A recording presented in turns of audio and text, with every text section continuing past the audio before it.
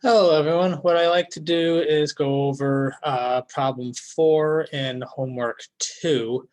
And I had a typo in this problem.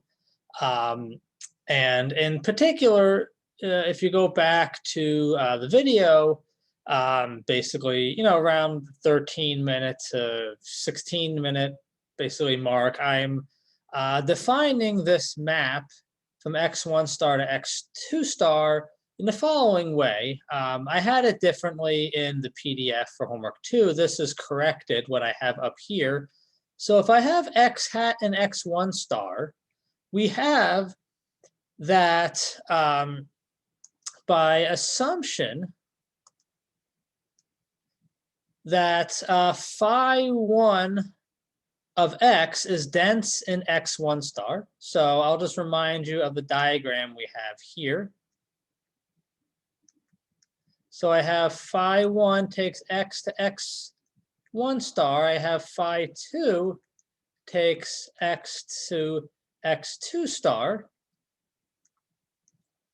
Phi 1 of x is dense in x1 star. Phi 2 of x is dense in x2 star. Okay, so what we do is we pick xn. Not really xn goes to x hat. That was my typo. I mean, in some casual sense, we're thinking of x as a subspace of x1 star in some kind of, again, being kind of lax and casual. X is practically a subspace of x1 star, but formally, we just have this linear isometry from x to x1 star that we assume is dense. Okay? So it's dense, or phi 1 of x is dense in x1 star, so pick xn where this is true. And we define this map psi from x1 star to x2 star to be this limit here, where xn is picked in this way. And we proved in the video that actually this right here is Cauchy in x2 star, and hence it converges to something we call that something psi x hat. So what we don't know, and the point of this homework is, well, what if we have something else satisfying this right here? Let's say we pick a different xn prime where phi 1 of xn prime converges to x hat. Do we have that the psi of x hat is well defined? Does it even make sense? In other words, is this true? Does phi 2 of xn prime converge to the same thing that this converges to? Okay. So we're asking the question, does this here converge to this here as n goes to infinity? Okay. Or in other words, we're just asking, are these two limits the same? If they are, then this map is well defined. It doesn't matter how we pick xn prime as long as phi 1 of xn converges to x hat. Phi 2 of the sequence is going to converge to the same thing. Okay. Right. So let me actually prove it here. I'll get rid of this here. And what most people did was they used psi to basically prove that these two limits are the same. That doesn't really make sense because psi, we don't know if psi even makes sense. We just don't know if it's even, well, we don't know if it's well defined. That's what we're trying to prove. But that's all right. We can do this very easily using the properties, in particular using that phi 1 and phi 2. Sorry, this should be phi 2, this phi here. That's just what we use in the video. So Okay, right. So what do we do? How do we prove that they're the same? Well, let's just let's just look at the norm. Let's look at the norm of phi2 of xn minus phi2 of xn prime. We know both of these converge. We proved that in the video. In particular, we know phi2 of xn is Cauchy. We know phi2 of xn prime is Cauchy. So both of them converge to something. Let's just show that they converge to the same thing. So in particular, we're going to show that as n goes to infinity, this limit here is going to be 0, which will show that both of them converge to the same thing because, again, both of them are convergent. Okay, right.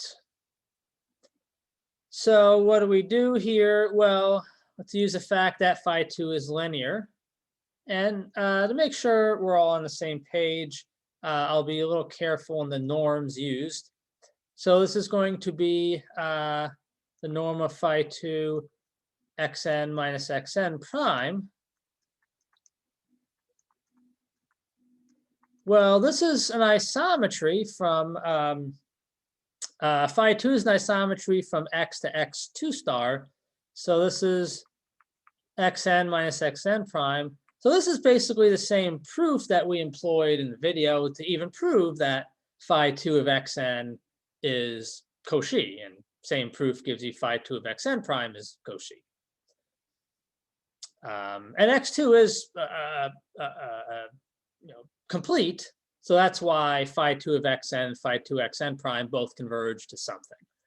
Okay, so what are we going to do? Well, let's use now the fact that phi1 is an isometry. So this is going to be equal to phi1 of xn minus xn prime, x1 star. Use the fact that this is linear. Minus phi1 of xn prime. So it's pretty messy. And this is still x1 star. Well, if you, I'll just include the last step. Just add and subtract x hat to both of these. We picked xn and xn prime precisely in such a way that phi1 of xn converges to x hat.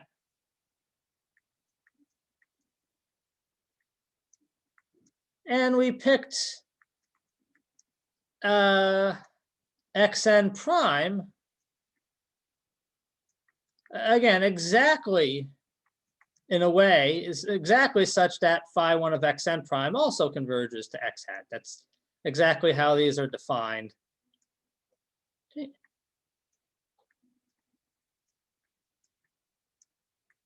So this is going to be 0.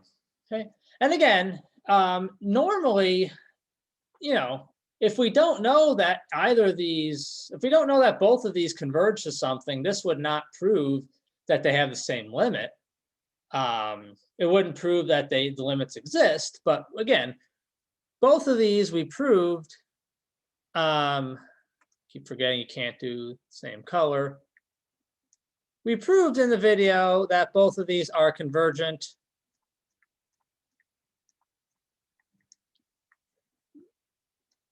And thus, because both of these are convergent, this limit being 0 as n goes to infinity means that they actually converge to the exact same element.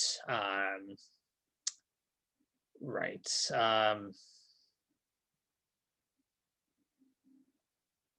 Right. So, I mean, just to maybe make that 100% clear, let's say if there's any doubt whatsoever, I'll very quickly, let's say this is convergent to y1. Let's say this is convergent to y2. Right, so what does this tell us? So of course we want y1 to be y2.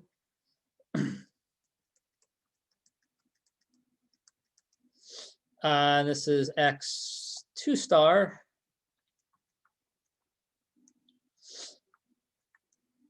So now you would do triangle inequality twice, and I'm running out of room, so I'm not going to actually, let me get rid of the norm here, because I really want to make sure I can fit this into one line here. So y1 minus phi1 of xn,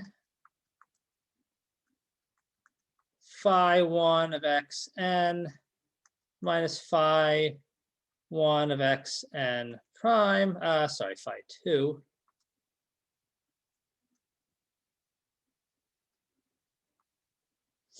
And maybe let's not use y1, y2. Let's say y and y prime, I guess. There's a lot of ones and twos floating around.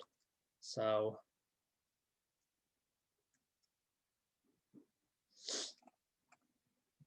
it's all right. Let's say this is convergent to y and the other one to y prime. Sorry, this is y, and this is y prime.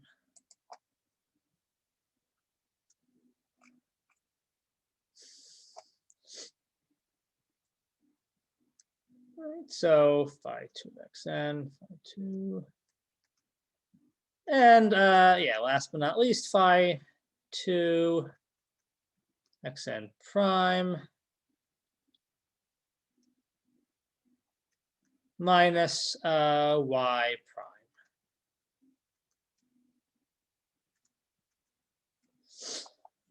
Okay, I have to make this a little smaller. Right, so that means that y is y prime, because phi2 of xn converges to y. Phi2 of xn minus phi2 of xn prime, we just proved, goes to zeros and goes to infinity. Phi2 of xn prime converges to y prime, so all three of these go to zeros and goes to infinity.